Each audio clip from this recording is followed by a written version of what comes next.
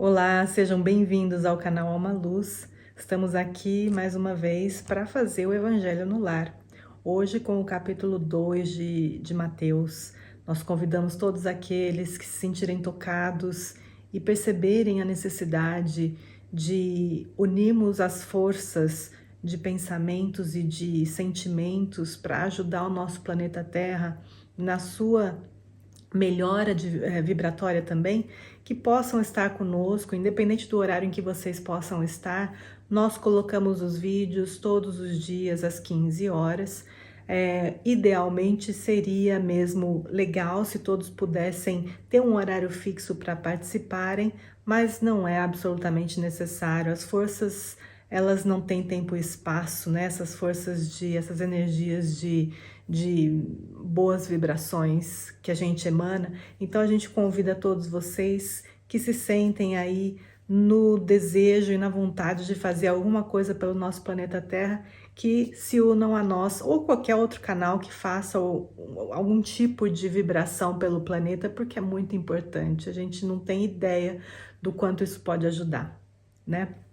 Então, vamos fazer como sempre, leitura de um livro de mensagens. Eu vou fazer aqui a leitura do livro Vinha de Luz, que é uma psicografia de Chico Xavier, do Espírito Emmanuel, e a gente está na mensagem de número 7. Aos discípulos. Mas nós pregamos a Cristo crucificado, que é escândalo para os judeus e loucura para os gregos. Essa frase é de Paulo, na primeira carta aos Coríntios, capítulo 1, versículo 23. A vida moderna, com suas realidades brilhantes, vai ensinando às comunidades religiosas do cristianismo que pregar é revelar a grandeza dos princípios de Jesus nas próprias ações diárias. O homem que se internou pelo território estranho dos discursos sem atos correspondentes à elevação da palavra expõe-se cada vez mais ao ridículo e à negação. Há muitos séculos prevalece o movimento de filosofias utilitaristas e, ainda agora, não escasseiam orientadores que cogitam da construção de palácios egoísticos à base do magnetismo pessoal e psicólogos que ensinam publicamente a sutil exploração das massas. É nesse quadro obscuro do desenvolvimento intelectual da Terra que os aprendizes do Cristo são expoentes da filosofia edificante da renúncia e da bondade, revelando em suas obras isoladas a experiência divina daquele que preferiu a crucificação ao pacto com o mal. Novos discípulos, por isso, vão surgindo, além do sacerdócio organizado. Irmãos dos sofredores, dos simples, dos necessitados, os espiritistas cristãos encontram obstáculos terríveis na cultura intoxicada do século e no espírito utilitário das ideias comodistas. Há quase 2000 anos, Paulo de Tarso aludia ao escândalo que a atitude dos aprendizes espalhava entre os judeus e as falsas impressões de loucura que despertava nos ânimos dos gregos. Os tempos de agora são aqueles mesmos que Jesus declarava chegados ao planeta. E os judeus e gregos atualizados hoje, nos negacionistas desonestos e nos intelectuais vaidosos, prosseguem na mesma posição do mundo. Entre eles surge o continuador do Mestre, transmitindo-lhe o ensinamento com o verbo santificado pelas ações testemunhais. Aparecem dificuldades, sarcasmos e conflitos. O aprendiz fiel, porém, não se atemoriza. O comercialismo da avareza permanecerá com o escândalo e a instrução envenenada demorar-se-á com os desequilíbrios que lhe são inerentes. Ele, contudo, seguirá adiante, amando, exemplificando e educando com o libertador imortal. Vamos fechar os nossos olhos para fazer a nossa oração, permitindo assim que a gente vai desacelerando os nossos pensamentos, a nossa respiração. A gente respira profundamente.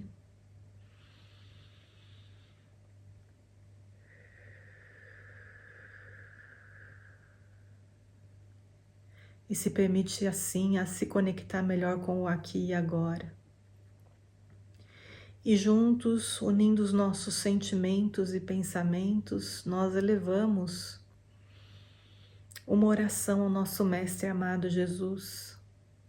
Mestre, gratidão te damos por estarmos juntos novamente em seu nome.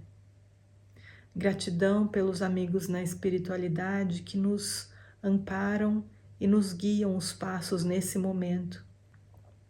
Que esse auxílio e esse amparo não nos falte nem hoje nem nunca. E que sejamos inspirados para uma melhor compreensão e interpretação da mensagem evangélica que será lida essa noite. Sê conosco, Mestre, hoje e sempre. Muito obrigada. Que assim seja. Então, gente, vamos lá fazer a nossa leitura.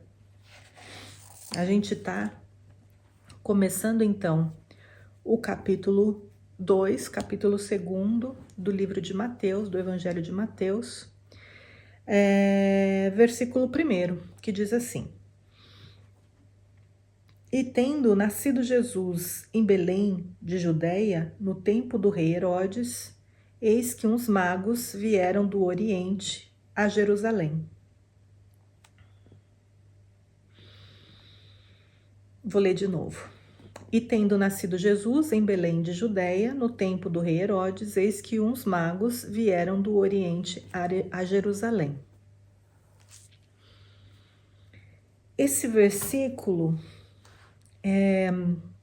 ele traz algumas informações interessantes, em princípio porque esse vídeo está sendo gravado no dia 26 de dezembro. E coincidentemente, aqui é no dia ou um dia depois do nascimento de Jesus, né? Quando, na verdade, os Reis Magos chegam no dia 6 de janeiro, né? Segundo a tradição. Mas aqui está dizendo que vieram uns reis do Oriente, então talvez no dia 26 eles estejam a caminho. E o que a gente pode tirar dessa mensagem, né? Ela traz algumas informações interessantes quando a gente estuda mais profundamente o Evangelho e as mensagens evangélicas e a vida de Jesus. Porque Jesus tentou viver a sua vida, essa egrégora crística da qual ele participava e encarnado tornou-se Jesus,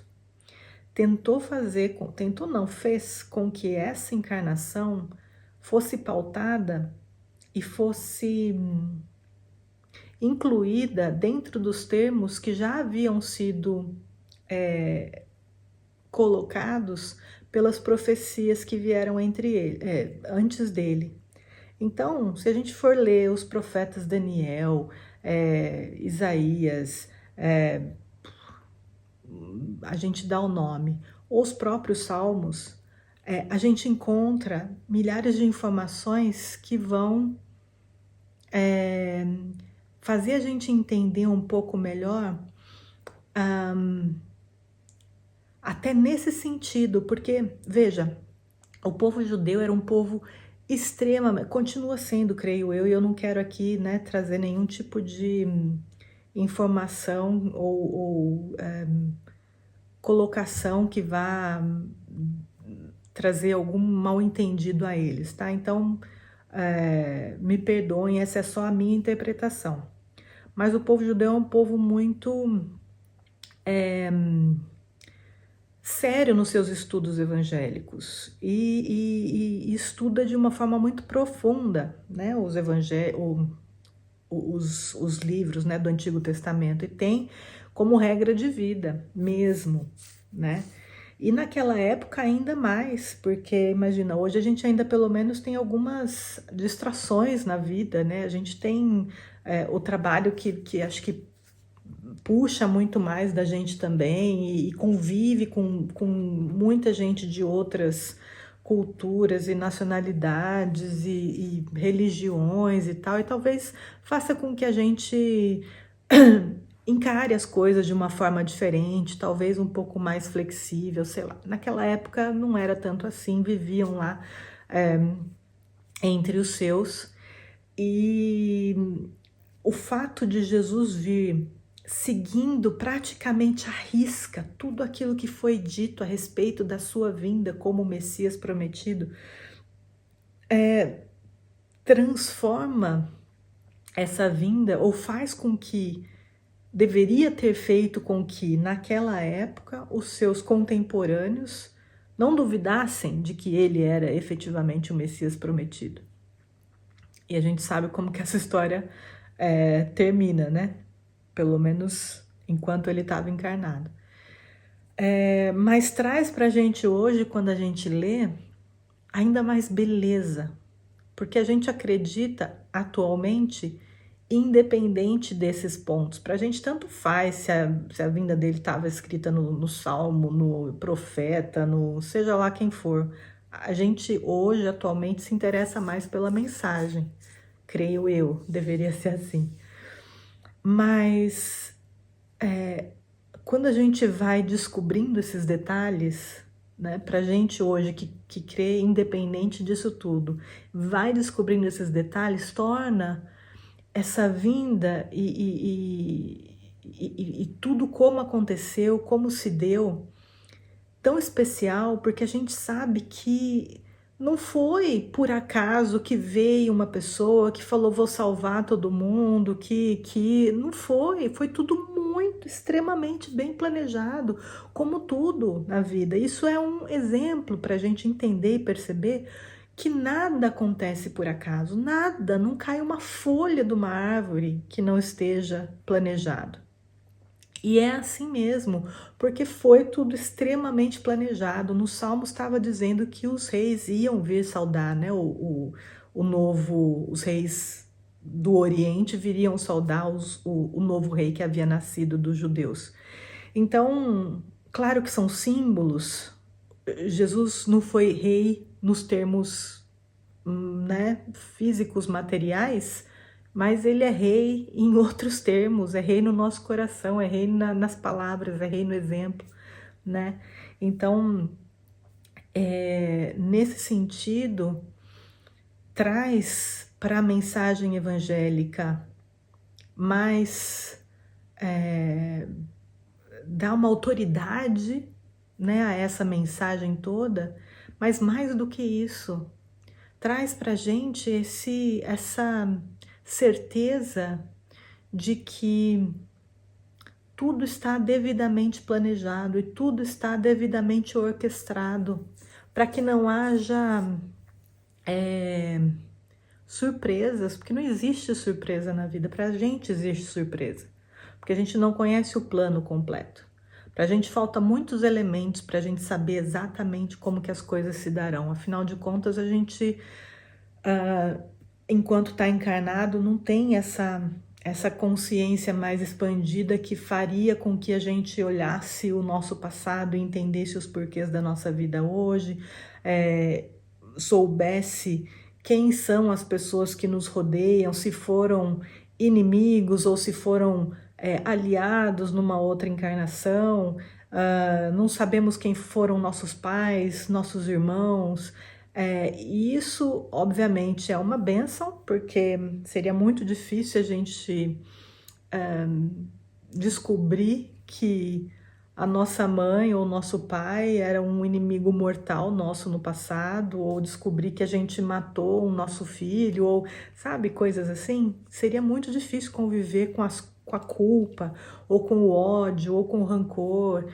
E esse processo do esquecimento faz com que a gente, com uma camada ali de argamassa, né, sobre o passado, a gente tente olhar para as pessoas com outros olhos. Até porque todo mundo tem o direito de mudar. Todo mundo tem o direito de se renovar, se transformar e se perceber num caminho errado. Então imagina que a gente se lembrasse, né, que o fulano me matou numa outra encarnação, só que ele se arrependeu profundamente, ele tá se esforçando ao máximo para ser uma pessoa melhor, tá sendo infinitamente melhor do que a gente. Só que a gente encontra com aquela pessoa, se não houvesse o esquecimento, reconhece nele o assassino nosso e não quer nem saber mais de conversar, de ter papo, de ter alguma relação. A gente, né, se esquiva de todas as formas, sendo que a pessoa hoje mereceria completamente o nosso perdão. Ou se a gente tivesse a chance de conviver com ela, a gente mesmo iria perceber que é uma bobagem, né, ficar alimentando esses sentimentos de vingança ou de raiva e ódio, né? Então, esse processo de compreender que está tudo absolutamente sob controle, que a gente percebe aqui nesse pequeno versículo, dá um alívio, né? Dá uma calma e uma paz, principalmente quando a gente perde entes queridos. Não para a velhice, porque para a velhice a gente está de certa forma preparado, mas quando eles se vão prematuramente, quando é uma doença muito severa ou quando né, acidentes e tal, que a gente muitas vezes a princípio não entende, claro, com todo direito, fica revoltado, magoado, chateado, triste, sofre, é absolutamente normal. Mas o tempo deveria mostrar para a gente tem que tentar encontrar uma forma de acalmar o nosso coração, e essa eu acho que é uma forma, né? Saber que nada é por acaso, que existe sim um motivo por trás, só que a gente não conhece, né, alguns parâmetros dessa fórmula que está muito bem escrita na matemática divina, só que a gente não sabe o que que é o x e o que que é o y da fórmula. Quando a gente souber, a gente vai entender melhor, né? E a gente vai entender um dia, tenho certeza. E a gente vai se encontrar também um dia. Fiquem tranquilos, né? Então é isso. A gente vai então finalizando por hoje e convidando a todos que tiverem água para ser fluidificada, que possam colocar agora à disposição, que a gente vai fazer a nossa oração de encerramento, tá bom?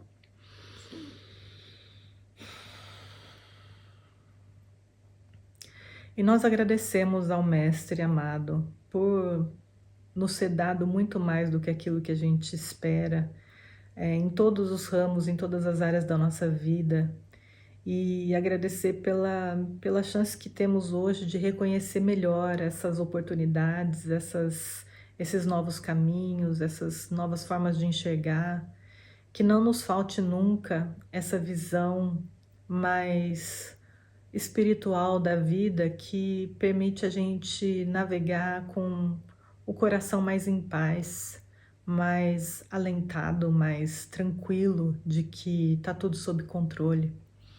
Nós pedimos ao nosso mestre e aos amigos da espiritualidade que possam, por misericórdia, fluidificar as nossas águas que nós colocamos à disposição nesse momento, para que elas recebam da fonte divina todo o influxo de paz e de amor e de luz que nós temos direito, que possamos, cada um de nós, aonde quer que estejamos, receber exatamente aquilo que estejamos precisando no momento.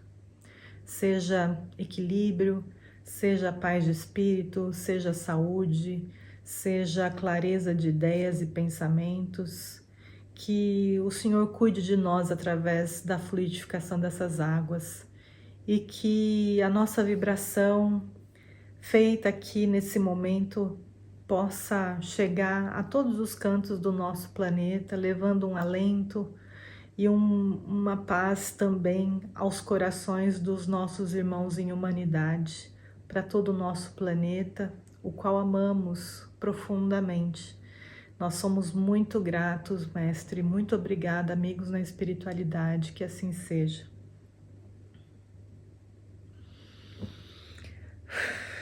Então é isso, pessoal. A gente se vê na próxima. Tchau.